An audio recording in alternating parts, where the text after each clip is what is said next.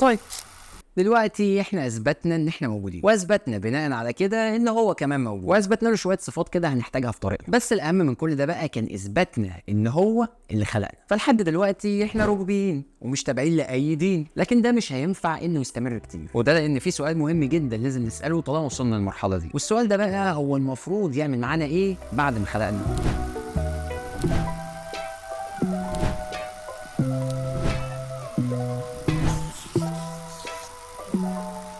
بص، احنا قلنا قبل كده ان الاله ده كامل، وكامل يعني ما بيعملش حاجه كده بشكل عبثي، ما بيلعبش يعني. وطالما ما بيلعبش فهو اكيد مش هيخلقنا ويسيبنا كده، مش هيخلقنا ويسيبنا بناكل في بعض يعني. وده لانه المفروض ما بيقبلش بالفساد، الفساد اللي هنعمله بسبب الحريه اللي هو اداها لنا وبسبب كنا محدود الحكمه والعقل. اصل قله العقل دي بتودي صاحبها في داهيه. فكليه الرحمه والفضيله بتقول انه مش هيسيبنا كده بعد ما يخلقنا، لازم يفهمنا الاول الصح من الوعي.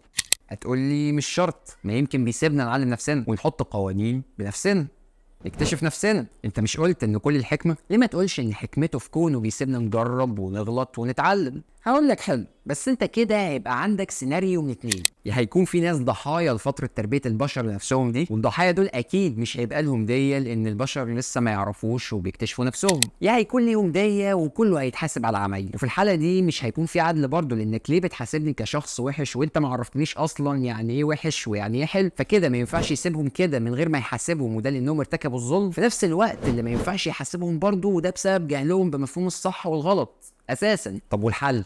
الحل انه يعرفهم الاول الصح والغلط وبعدين يحاسبهم على تصرفاتهم دي. يعني بيعلمهم وبعدين يمتحنهم وبعدين يحاسبهم على اعمالهم دي. يعني من الاخر كده هنقول انه لازم يتواصل معانا طالما خلقنا. والسؤال دلوقتي بقى، هو ايه طبيعه التواصل ده اصلا؟ التواصل مع الاله في معظم العقائد بيكون متقسم لشقين. الشق الاول هو ركن تنظيم المعاملات، اللي هو ذم الافعال السيئه ومدح الافعال الحميده. هتبقى كويس هتتكافئ، هتبقى وحش هتتروق. والشق الثاني هو شق العباده والتمجيد في الاله ده. طيب بالنسبه للشق الاول اللي هو شق المعاملات والثواب والعقاب ده، ليه لازم يكون موجود؟ عشان احنا قلنا ان الاله ده المفروض ان هو كامل، وعشان هو كامل فهو ما بيعملش حاجه غلط، ما بيعملش حاجه وحشه، وفوق كده ما بيقبلش ان حاجه وحشه تحصل لانه المسؤول عن كل حاجه. وبالتالي فهو مش هيساوي ما بين شخص كويس وشخص وحش، مش هيحب ان حد يبقى بيأذي اخوه، مش هيحب حتى ان حد يبقى بيأذي نفسه. وبالتالي فمن تمام الكماليه انه ما يقبلش بالاعمال الغلط وينبذها ويقول ان هي غلط، وعليه فهيحط قوانين تنظم تصرفات البشر وتقول ايه الحلو وايه الوحش. وطبعا بما ان مفيش قانون بيحترم من غير جزاء، فهو اكيد لازم هيحط ثواب وعقاب. اللي هيخالف القانون ده هيتعاقب واللي هينفذه هيتكافئ، وانت حر. طيب ولو ما عملش كده، قصدي لو ما حطش قوانين تنظم تصرفات البشر، يبقى هبل بالفساد، وبالتالي ساوى بين الكويس والوحش، وعليه فبقى فاسد. وبما ان الفساد بينتقص من صاحبه، فكده من الاخر بقى مش كامل، يعني مش موجود. ووقتها هندور على الكائن الكامل اللي بيرفض الفساد نتاجا للاستدلالات اللي احنا جبناها من قبل كده. فلازم الاله ده تبعا لكماليته انه يحط قانون يقول لك ايه الكويس وايه الوحش. هتقول لي طب وليه ما يجبرهمش على تصرفاتهم دي طالما ما بيقبلش اساسا ان يبقى في حاجه وحشه؟ هقول لك اننا هنبقى كده في حاله مساواه غير عادله. فكره انك سويت بين الكويس والوحش واجبرتهم الاثنين على الحاجه اللي انت عايزها، فمش هيبقى في معنى من الاختبار، مش هيبقى في معنى اصلا من كل ده. عامه يعني ما تستعجلش، احنا لسه عندنا حلقه كامله بتتكلم عن التسيير والتخيير. فمن الاخر لازم يكون في قانون الهي بينظم حياه البشر وبيرفض الظلم والفساد، ولازم يكون في حريه الاختيار في ان انا امشي ورا القانون ده او ارفض ان انا امشي وراه. في نفس الوقت اللي لازم القانون ده يكون مدعوم بثواب وعقاب. تمام كده فهمنا جزئيه تنظيم الخير والشر واللي لازم يقول لنا عليها. الشق التاني بقى بتاع التواصل مع الاله اللي هو بتاع العباده والتمجيد ده، ايه لازمته؟ هو يعني محتاجنا نعبده؟ محتاج ان حد يقعد يقول له انت الواهب وانت الخالق وانت محتاج لي الكلام ده؟ لا طبعا مش محتاج، ما ينفعش اصلا، انت عارف اللي فيها. بس تخيل معايا كده، امسك ده ايه ده هديه مني ليك. طيب تمام، هات. طبعا لو انت اديت لحد هديه ولقيت رد فعله بالشكل ده، فاكيد هتبقى عايز تفتح دماغه بحاجه عايله ليه الذوق. المشهد كله زي ما شفت يعتبر فيه خلل. ما ينفعش الاله يبقى بيدي كل العطايا دي لمخلوقاته ومخلوقاته ما تشكرش، لان كده المخلوقات دي هتكون حطت نفسها في مرتبه اعلى منه، وان هو مدين ليها وبيأدي الدين ده. لا وكمان اعتبرت انه ادى زي ما اداش، شيء منافي للفضيله ومنافي للحق وبيعزز من التعالي على الاله. فهو لازم يعلمك انك تقابل الحسنه بالعرفان وتقابل المعروف بالشكر. اصل انت مالكش عنده حاجه، فانت لازم تشكر، والا هتكون شخص جاحد بالاحسان اللي بيتقدم لك. وبالتالي هنستنتج من كده ان انت اللي بتتاثر بالعباده دي مش هو، لان العباده دي بترفعك في مرتبه اعلى من الفضيله كونك بتقدر الخير اللي بيتقدم لك. وخد بالك برضه ان الفكره هنا مش في حجم الشكر قصاد حجم العطاء، الفكره في معنى الشكر نفسه. ان المفروض هنا الصوره ان طالما حد تفضل على حد بحاجه يبقى على الاقل التاني يقدر ده ويشكره. ما تقطعش نفسك شكر، بس على الاقل لازم تشكر.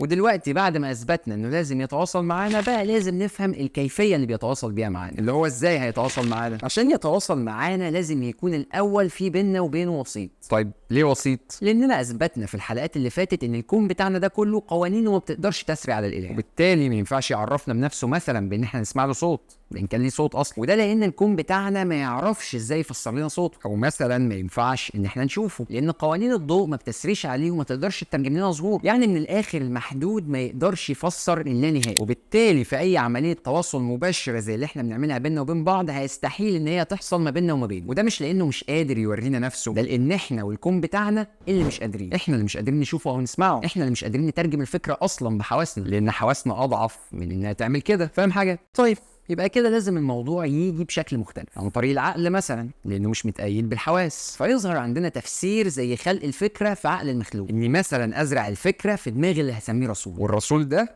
يبلغ بقيه المخلوقات. تمام. العمليه دي بقى المؤمنين بيها بيسموها الوحي. الوحي ده ممكن يتنقل من رسول لرسول زي جبريل ومحمد كده، وممكن يتنقل بشكل مباشر زي قصه موسى مثلا. المهم عندنا ان الوحي ده وصل للرسول والرسول وصله للباقيين. ملحوظه صغيره بقى، انا قلت وسيط عشان يتواصل معانا مش عشان احنا اللي نتواصل معاه. يعني مثلا في العباده مفيش حاجه بالمنطق المجرد بتقول ان لازم يبقى في رسول يوصل العباده بتاعتنا للاله بالبلدي كده، لانه عارف، وده لانه قادر يشوفنا، يسمعنا، يعرف بنفكر في ايه وحتى بنعمل ايه. بس العكس مش صحيح، فاحنا نقدر نكلمه من غير وسيط بس ما نقدرش نسمعه من غير وسيط، وهنا احنا اللي مش قادرين مش هو. خد بالك انت. طيب ماشي يا عم، احنا كده وصلنا لنقطة ان في تواصل بيننا وبينه اوامر ونواهي. يعني من الاخر من غير لف ودوران احنا اثبتنا وجود الدين. وطالما وصلنا للنقطة دي واثبتنا وجود الدين، يبقى لازم نسأل سؤال مهم: انهي دين بقى في ال4000 ديانة اللي احنا عارفينهم دول هو العقيدة الصح اللي بتوصلنا للاله الحقيقي؟ ولا كلهم بيشاوروا على حاجة واحدة على اختلافهم، ولا ايه الدنيا؟ بص، الأكيد إن ال4000 ديانة دول مش بيشاوروا على نفس الإله. أبسط مثال خالص هو تضارب الأوصاف بتاعتهم للإله. وهنا أنا بقول لك تضارب في وصف الإله مش مجرد اختلاف في وصف، ما أصلها هتفرق. كمان في ديانات بتقدس كائنات محدودة زينا، فدول أساسا بره الحسبة. سيب السيخ معلش من إيدك عشان مش مناسب للوضع اللي إحنا فيه، وفكر معايا. ما اكيد مش هعبد اودن يعني، بس انت برضو ما جاوبتنيش ايه هي العقيده الصح بذمتك. انا لو قلت لك العقيده الصح دلوقتي هتقتنع بكلامي ولا هتقعد تجادل وتتعبني؟ عموما يعني اجابه سؤالك موجوده في الحلقه الخامسه، وفي غيرها من اي دليل عقلي بيثبت الكماليه للاله، سواء في الحلقه دي او الحلقات اللي فاتت او الحلقات الجايه. بمعنى بسيط خالص، اي عقيده وصفها للاله بيخليه ناقص تبقى مش عقيده سليمه. بس كده بكل بساطه. لحد هنا نبقى وصلنا لنهايه الحلقه دي. خدت وقت بصراحه، بس اوعى تفتكر ان احنا طالما وصلنا لحد هنا ان المشاكل خلصت. بالعكس، في مشاكل تانية طلعت دلوقتي، فانا لسه قاعد لك كده شويه. ولحد المره الجايه، انا عمرو جميل، وده على الورق. سلام عليكم.